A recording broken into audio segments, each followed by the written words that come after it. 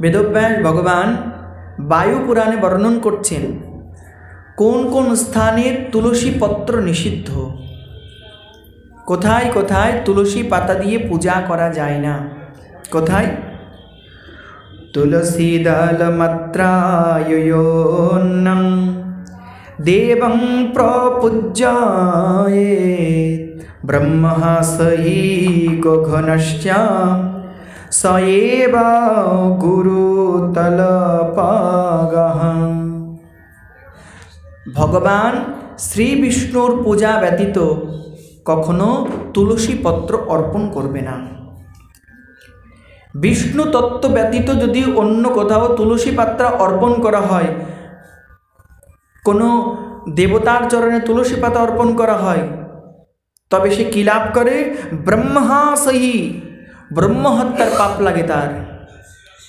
ব্রাহ্মণকে হত্যা করলে যে পাপ লাগে, বিষ্ণু তত্ত্ব ব্যতীত অন্য কোনো দেবতার পূজায় তুলসী যদি সমর্পণ করে কেউ, তবে তার প্রথমত ব্রহ্ম হত্যার পাপ লাগে, ব্রহ্মহাসই।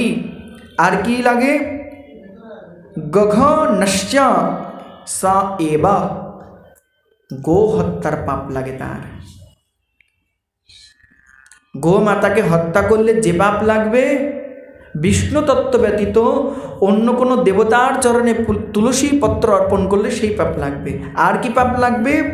গুরু তলপাগা, অর্থাৎ গুরুপত্নী গমন।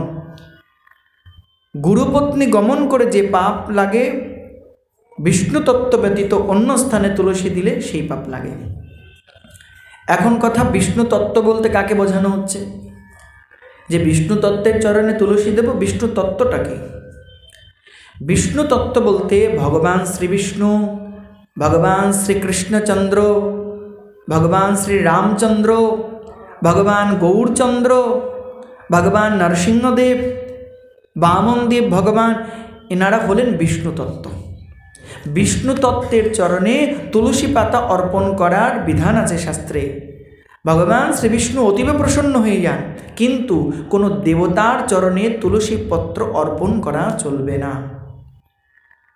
অনেকে আবার গুরুর চরণে তুলসী পাতা দিয়ে দেয়, এ মহা বোকামি এবং মহা অপরাধজনক। গুরুর চরণে তুলসী পত্র অর্পণ করতে নেই।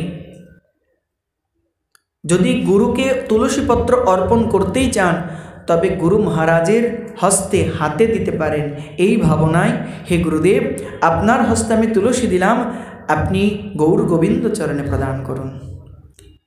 গুরু মহারাজের বক্ষে তুলসী দিতে পারেন, গুরু মহারাজের মস্তকে তুলসী দিতে পারেন, কিন্তু কখনোই গুরুদেবের চরণে তুলসী পত্র দেওয়া উচিত নয়।